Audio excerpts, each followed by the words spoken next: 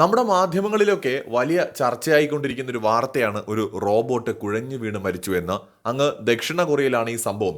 എപ്പോൾ ഏത് മാധ്യമം എടുത്തു നോക്കിയാലും ഇത് തന്നെ പറയാനുള്ളൂ. ലോകത്തിലെ ആദ്യത്തെ റോബോട്ടിന്റെ ആത്മഹത്യയാണെന്നൊക്കെ പറഞ്ഞുകൊണ്ട് വച്ചങ്ങ് കാച്ചുകയാണ്.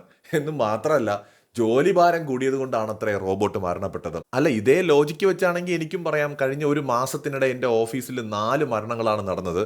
2 കമ്പ്യൂട്ടറും 2 മൊബൈൽ ഫോണും. അതിലൊന്ന് ഐഫോൺ ആയിരുന്നു. ജോലിഭാരം കൂടിയത് കൊണ്ടാണ് ഐഫോൺ സ്വയം ബോർഡ് അടിച്ചുപോയി. കമ്പ്യൂട്ടറിന്റെ കാര്യം പിന്നെ പറയാൻ വേണ്ട. കൂടുതൽ സമയം ജോലി ചെയ്യിപ്പിച്ചതാണ് എൻ്റെ കമ്പ്യൂട്ടറിന് വിഷമമായത്. അങ്ങനെ കമ്പ്യൂട്ടർ സ്വയം ആത്മഹത്യ ചെയ്തു. അടിച്ചുപോയി ഗൈസ്, അടിച്ചുപോയി. എന്തുവാടേ ഇത്? ഒരു മര്യാദയൊക്കെ വേണ്ടേ? ഈ റോബോട്ട് എന്ന് പറയുന്ന സാധനം ആത്മഹത്യ ചെയ്തു എന്നൊക്കെ പറഞ്ഞ് എടുത്തങ്ങ് വെച്ച് കാച്ചുമ്പോൾ, ഒന്നാമത്തെ കാര്യം, അങ്ങനെ ഒരു തലക്കെട്ട് എഴുതാനുള്ള തരത്തിലേക്ക് നമ്മുടെ ടെക്നോളജി വളർന്നിട്ടില്ല. ഒരുപക്ഷെ ഭാവിയിൽ നമുക്ക് റോബോട്ടുകൾ മനുഷ്യനെ പോലെ തന്നെ ചിന്തിക്കാനും അങ്ങനെയുള്ള രീതിയിൽ ഒരു ആർട്ടിഫിഷ്യൽ ഇൻ്റലിജൻസ് അത്രത്തോളം ഡെവലപ്പ് ആവുന്ന ഒരു കാലത്തൊക്കെ നമുക്ക് പറയാം. ഏത് നമ്മുടെ ക്രിയേറ്റർ മൂവിയിലൊക്കെ കാണും പോലെ.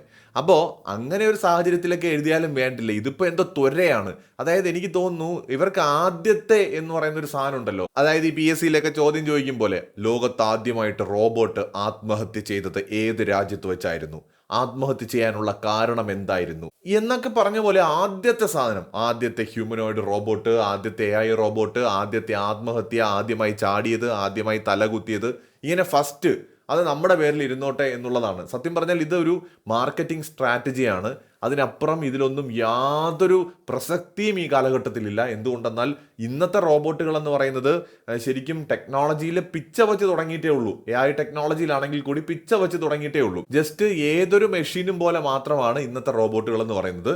അതിപ്പോൾ നമ്മൾ ഉപയോഗിക്കുന്ന ഏത് മെഷീനും ഈ റോബോട്ടുകൾക്ക് സ്വയം ചാർജ് ചെയ്യാൻ പറ്റില്ല, സ്വയം പ്രോഗ്രാം ചെയ്യാൻ പറ്റില്ല. അവർ മനുഷ്യ സഹായത്തോടെ പ്രവർത്തിക്കുന്ന റോബോട്ടുകളാണ്.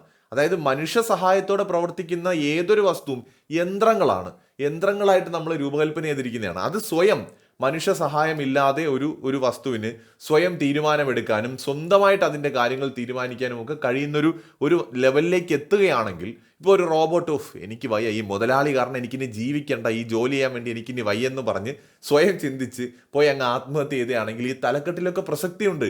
ഇതൊരുമാതിരി ആൾക്കാരെ വടിയാക്കുന്ന തലക്കെട്ടുകളുമായിട്ട് ഒരു മാധ്യമമൊന്നും ഞാൻ പറയുന്നില്ല, ഏതാണ്ട് എല്ലാം എന്തിന് റോബോട്ട് ആത്മഹത്യ ചെയ്തു. ഇവിടെ മനുഷ്യന്മാരെ കാര്യം നോക്കാനേ ഇവിടെ സമയമില്ല. മനുഷ്യന്മാർ മരിക്കുന്നതിനും ആത്മഹത്യ ചെയ്യുന്നതിനും തന്നെ ഇവിടെ പറയാനാണെങ്കിൽ 1000 ലക്ഷം കേസുകൾ ഇവിടെ കിടപ്പുണ്ട്. അപ്പോഴാണ് ഏതോ ഒരു റോബോട്ട് ആത്മഹത്യ ചെയ്തു പോലും. എവിടുന്ന് പടച്ചു വിടുന്നെന്നുള്ളതാണ് ഇമാതിരി വാർത്തകൾ. പറയാതിരിക്കാൻ വയ്യ. ഇതേ ലോജിക്ക് വെച്ചാണെങ്കിൽ തമാശയല്ല. നിങ്ങളുടെയൊക്കെ വീട്ടിൽ എന്തെങ്കിലും മെഷീൻസ് കംപ്ലൈന്റ് ആയിട്ടുണ്ടെങ്കിൽ അതൊക്കെ ആത്മഹത്യയാണ്. നഷ്ടപരിഹാരം ചോദിക്കണം. പ്രത്യേകിച്ച് മൊബൈൽ ഫോണ്, കമ്പ്യൂട്ടർ, ലാപ്ടോപ്പ്, ഇങ്ങനെയൊക്കെയുള്ള സാധനങ്ങൾ ഏതെങ്കിലും കാരണവശാൽ തകർന്നു പോയാൽ ഇനി മുതൽ അത് കേട് വന്നു എന്ന് പറയരുത്. നിങ്ങൾ ആത്മഹത്യ ചെയ്തു എന്ന് വേണം പറയാൻ. അതായത് നിങ്ങളിപ്പോൾ നിങ്ങളുടെ മൊബൈൽ ഫോണിന് കംപ്ലൈൻറ്റ് വന്നാൽ, സാംസങ് ആണെങ്കിൽ സാംസങ്ങിൻ്റെ ഓഫീസിൽ പോയിട്ട്, സാറേ ഇന്നലെ എൻ്റെ മൊബൈൽ ഫോൺ ആത്മഹത്യ ചെയ്തായിരുന്നു സാറേ, ഒന്ന് അതിന് പുനർജീവൻ കൊടുക്കാൻ പറ്റുമോ എന്ന് ചോദിക്കണം. അല്ലാതെ ഇപ്പോൾ ഈ ലോജിക്ക് വെച്ചാണെങ്കിൽ അതൊക്കെ പറ്റുള്ളൂ. വല്ലാത്ത ലോകം തന്നെ.